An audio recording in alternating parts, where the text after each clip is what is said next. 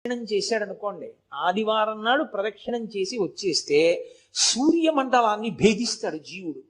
శరీరం పడిపోయిన తర్వాత శరీర పతనానంతరము సూర్యమండలాన్ని ఛేదించి కైలాసంలో శివలోకానికి వెళ్ళి శివ సాన్నిధ్యమును పొందుతాడు.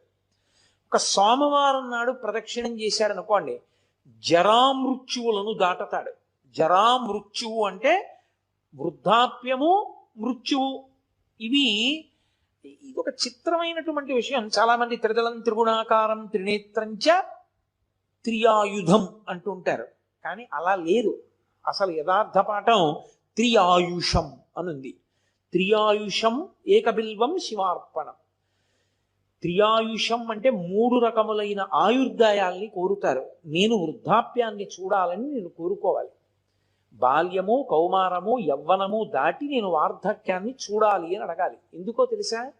వార్ధక్యాన్ని